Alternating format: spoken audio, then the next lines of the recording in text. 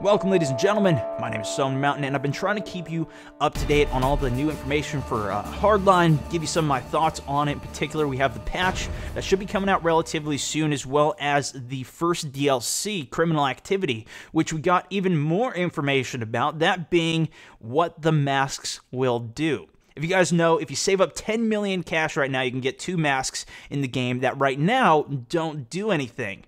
Well, they're updating that as well as making 6 new masks that will all give you XP boosts while you have them equipped, which I think is a really nice balance. I wasn't anticipating that. I was thinking something more along the lines of an actual ability, but this is actually only going to be available to people who are premium members. Even if you buy the DLC, at least according to this, it says one of the super features as a part of Battlefield Hardline Premium. And we know that Premium was going to get masks, so it's not necessarily associated with the DLC, at least as far as I can see right now. But I think that makes for a good balance by giving an XP boost. It's not going to change the way that the game actually plays, right? It's not going to give you extra health or extra speed. It's not going to change the gameplay mechanics, which I kind of like, especially if you don't get premium. So then what kind of XP boost can we expect here? Well, we get a breakdown for each mask and what type of XP boost they are. First of all, though, I noticed that the Dinosaur mask is now on the criminals list. It shows you a list of criminal masks and cop masks, 4 for each. The criminals have the animal mask, and it looks like the Dinosaur has been put over on that side. So I assume it's been moved over, but let's start there. The Dinosaur mask is going to give you a 20% boost for quick draw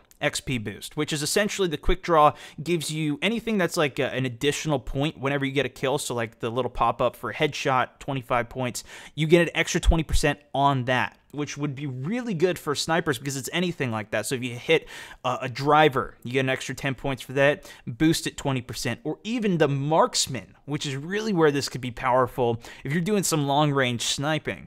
The next is the Wolf Mask, which was originally on the criminal side already, plus 10% team play XP bonus. And that's if you're dropping down your ammo kits, health kits, both of those pretty good little boosts. And I don't know if they're going to make another way to get these masks. I am still not near 10 million saved up, which you don't need to spend the 10 million on these masks. You just need to have 10 million in your pocket, and then the achievement unlocks or the assignment and you get those. But the 2 new criminal masks are the Rabbit and the Gorilla, though. The Rabbit's going to give you 10% Gearhead XP bonus, which is anything in vehicles, get an extra 10%. And the Gorilla mask gives you 20% rep XP bonus, which I think this one will actually give you somewhat of an advantage on the battlefield because the rep XP is you unlocking your perks. In the bottom right, those 4 boxes, the 2 pop-ups that you always get, choosing which new ability you want for each tier that you've climbed.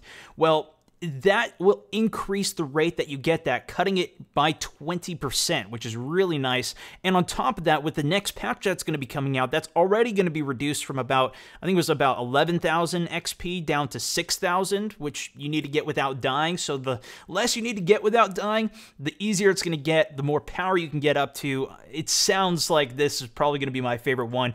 Cannot wait to try that. Now, on the cop side, you're going to have the same selection in terms of the types of XP boosts as well as the percentages. So it's the same across the board, but it's just a different style of masks or helmets that the cops get. They have a motorcycle helmet, tactical, riot, and ballistics. And we were able to see 2 of the masks, although we don't know which ones they are. I assume it's probably tactical and ballistic helmet. Riot makes me think of the riot guys with their more like windshield type front masks. Definitely interested to see what those final 2 masks will actually look like in game, the motorcycle and riot, if I'm correct on that.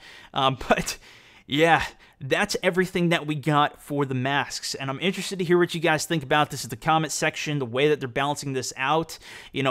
Like I said before, I think this is a great way to do it. You're not giving them the premium guys, some type of advantage that the non-premium will not be able to get. But at the same time, what do you guys think about this possibly only being for premium and not for just people who buy the DLC one at a time? If you want to see some more about the first DLC that's coming, you can check out my previous video where I break down some of the trailer. You get to see some of the maps, as well as the new gun, Tommy gun, that's going to be coming, plus a lowrider car with hydraulics.